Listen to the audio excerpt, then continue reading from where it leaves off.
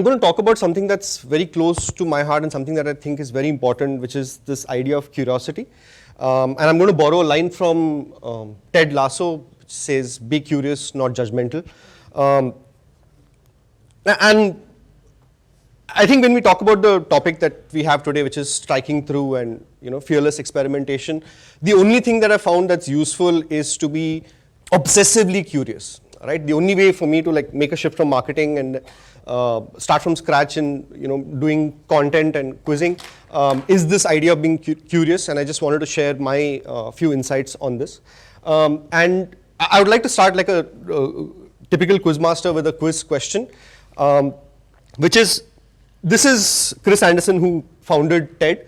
And he wrote this book targeting Gen Zs, which is about public speaking and teenage guide to public speaking. Would anyone like to take a guess what the title of this book is? It's a Gen Z meme-ish phrase or line. No Gen Zs here. Perfect. It's okay. I'll get to the answer. It's called "Thank You for Coming to My TED Talk." Right? So that's what I wanted to start with, by thanking all of you for coming to my TED Talk. But overall, I think that's an example of the kind of joy that I get, or people like me get, out of going down the rabbit hole. And I wanted to start by telling you an interesting story that connects the city that I'm from, Bangalore, and the city that we are in, Ahmedabad, which is with the rabbit itself. So we're going to start with his story, not the person in the front, we all know his story, but the person in the back, right? This is a man called Kempe Gowda the first. He's the person who founded the city of Bangalore in the 16th century, I think.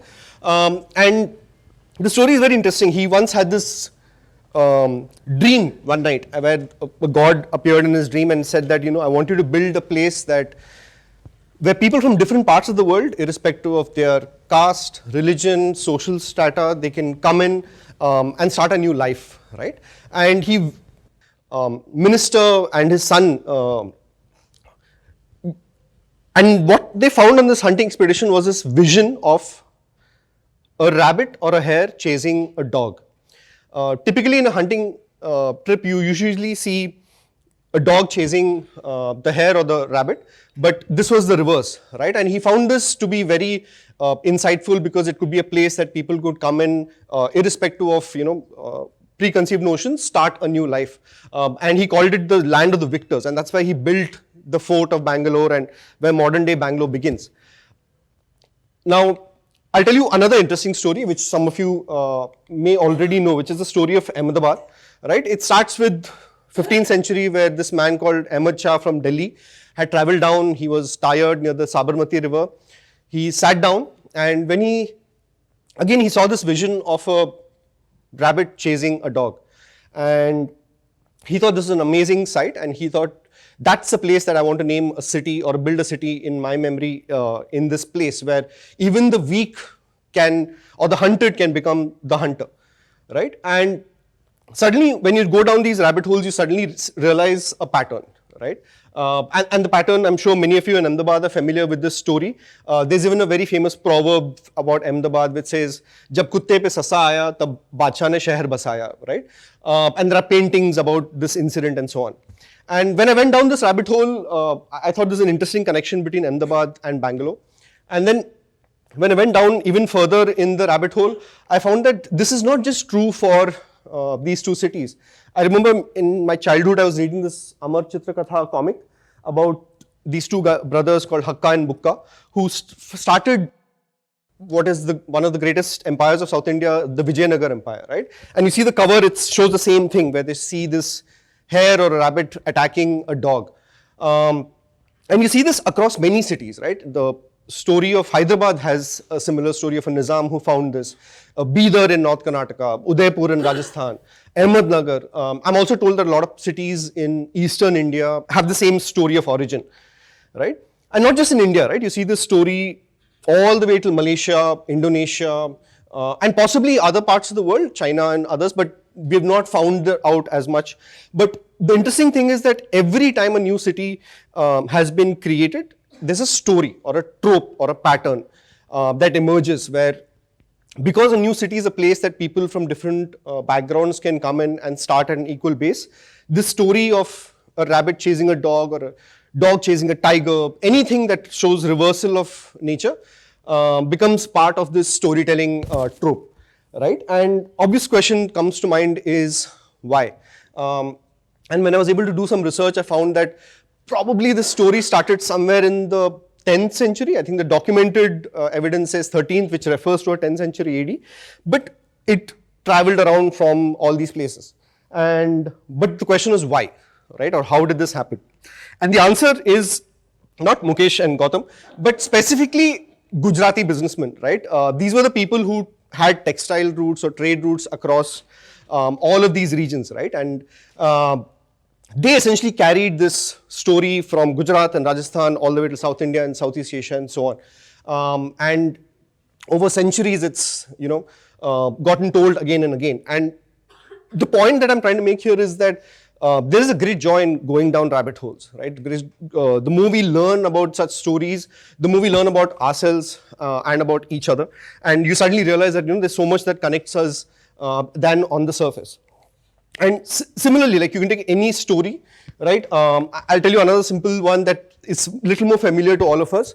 I'm sure all of us are fans of Harry Potter, Star Wars, Lord of the Rings, and even Matrix, right? And if you take Sholay or any of these storytelling hero stories, right? And they all have this pattern. The pattern is that, a hero is born in a world feeling lost, feeling not that they don't belong, and then they finally find this mentor, right? So Neo finds Morpheus, Harry Potter finds Dumbledore, Frodo finds Gandalf, and Luke Skywalker finds Yoda and Obi-Wan, right? And they all sort of go through this training, and then they come back and they resurrect themselves and finally return to the world that they were in a position that they feel they belong, right? And this is a story or of, what should I call it, trope of all heroes, right? And you start to see patterns in almost everything that you see. If you see Sholay, for example, Viru and Jay are also sort of trained by Thakur, and there's Gabbar and everything else. So the more we learn about these patterns, I think the more richer our experience becomes. And all of this is just fueled by this one simple thing of being curious, being relentless in asking questions about why. And that brings me to largely what we are doing with India Wants to Know and everything else, is building a community of people who are curious, right? Curious about useless facts or useless stories about other things, right? It's not just about what we study at B schools and everything else. But let me give you an example, right? Typically, because I've spent a lot of time in brand and marketing, and a lot of people ask me how this shift to quizzing happened, right? And the only thing that's common between the two is this relentless curiosity. In branding and marketing, it's a curiosity about consumers, about their behavior, why do they behave a certain way, and looking for those insights, right? And then using storytelling to craft your brand story. And the same thing is true with quizzing as well. Very obvious, very straightforward. And that brings me to the important point about who is a curious person. And if you use this popular show called The Office as an analogy, right? There is a Michael Scott who's this sort of bumbling boss who wants to be desperately liked. There is Dwight, the absolute nerd who keeps coming up with facts. Then there's Jim, Pam, so many other characters, right? There's Kelly who's obsessed with Brangelina, and there are others who are obsessed with other people. And the way we sort of looked at this world is, if there are three types of nerds, right? There is obviously the professional nerds, or the ones I call as serious nerds, like Dwights of the world. Then there are people who used to be probably a nerd. So, used to be a nerd, right? Like when I speak to a lot of journalists, if you see the history of Shashi Tharoor and Jairam Ramesh, they were all, people who were nerds in college. They loved trivia, they loved storytelling. And then there are those who are what I call as closeted nerds, right? People, who might be CXOs in companies or, just focus on their job, obsessed with either popular culture, sports, science, nerding out in some way, but not really showing it out. And the world that we imagine for ourselves is more of the B's and C's, right? And breaking the myth that it is only of A's or mostly of A's. I think all of us can be curious. And I think curiosity is something that surpasses even age. What we've also found is it also surpasses language or privilege or access to privilege. Right? Anybody from Gorakhpur to Bangalore to Belgium, all of us can be curious. And it's about how we sort of package it and how we tell stories. One interesting thing that I wanted to sort of pause on is this idea of how to be curious, right? I think in the age that we are living in, which is hyper consumption, social media, all of that, there's a lot of conversations around how do we detox, or how do we sort of break away with the overload of information. And there's this new term that's getting coined, which is about non-regrettable minutes, right? We spend 4 hours, 5 hours, 3 hours on Instagram. We feel bad about spending that time on Instagram, just doom scrolling videos of singing and dancing and lip syncing. And that is what we call as regrettable minutes, right? Whereas if you spend the same time watching a Netflix documentary or a YouTube show, you don't regret it as much. And one of the things that we're trying to do with building this curious community is this idea of increasing non-regrettable minutes. We're not saying reduce the time you spend on social media, reduce the time you spend on mobile phones, but increase the time that you don't regret, right?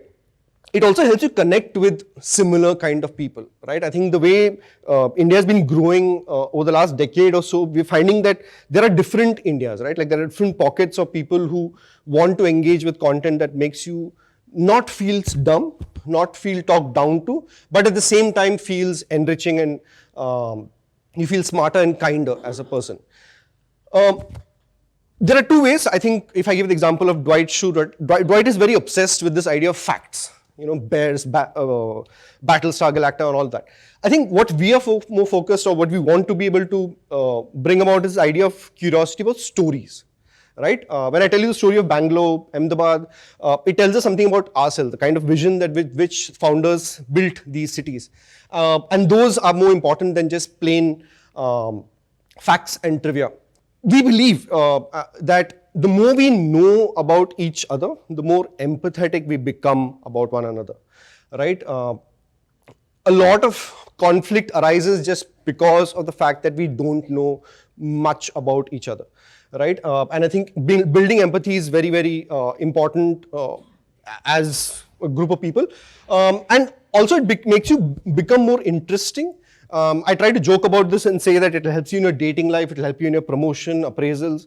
But the point is larger, that you become more interesting as a person if you are more curious about it.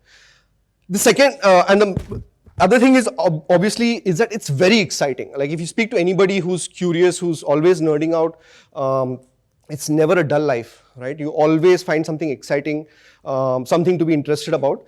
And if you look at the idea of a brain as a muscle, and you want to be able to exercise it, it helps you become a lot more active in the mind space rather than just being a passive consumer, right? A lot of people sort of tend to stop going down rabbit holes or stop learning once we graduate. The idea is that this is age agnostic. Cool, how to curious, or how to be curious rather, right? The point I'm trying to make there is that social media allows you to choose who to follow, right? The internet has free, unlimited information about everything and everything. The challenge is curation, right? And I'll give a simple example. People often talk about Twitter being this sort of melting pot for a lot of abuse and hate and all of that, right? Twitter has a very nice feature called lists. How many of you use lists? No one, great. So lists is a brilliant way for you to just curate and follow a certain specific set of people, right? On a certain time of the day, you can only follow those people or watch their content or consume their content. And this brings me to the point that in social media is not all bad as people say. It's about how you curate your own feed, right? Or rather than being dictated by the algorithm and everything else, right? The other point is that it has to be fun. The reason why I'm so obsessed with curiosity or building a community of people who love being curious is because it's just pure fun. It's not like what I call as an IIT JEE exam, right, which is like a dull, boring sort of written exam. But the idea is to have fun and build community with that. The third is two important aspects. One is being curious doesn't happen by chance.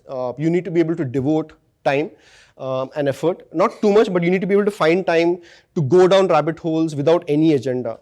I think one of the problems with, I'm an MBA graduate myself, but we've always been taught with finding answers, right? And I find joy in rather just asking more questions, right? It doesn't matter if the answer is useful to you, whether it's actually going to be useful in your work tomorrow, but the idea is to look for useless information as much as possible. And all of this has a compounding effect over a longer period of time. The next point is that anything can be interesting.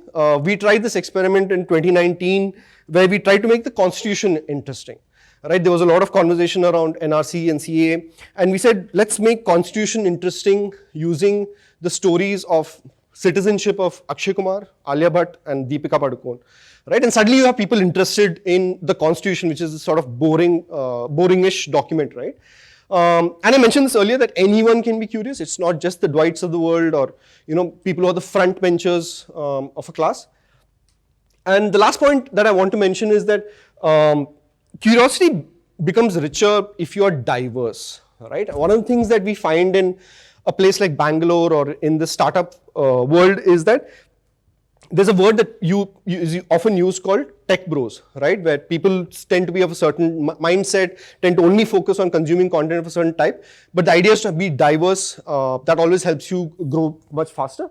And lastly, I think the feeling that we're trying to, being curious, what it does is, one, it makes you laugh out loud. Second, you feel inspired. To some extent, you also feel pride and patriotic about the kind of things that are there in the world. And obviously, there's relatability. And of course, you can go and experience this in real life also, right?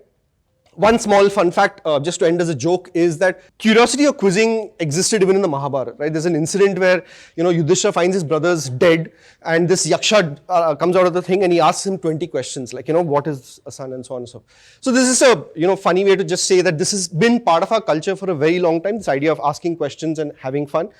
And that's what I want to leave with, right? Like the idea of being curious and not being judgmental. Thank you.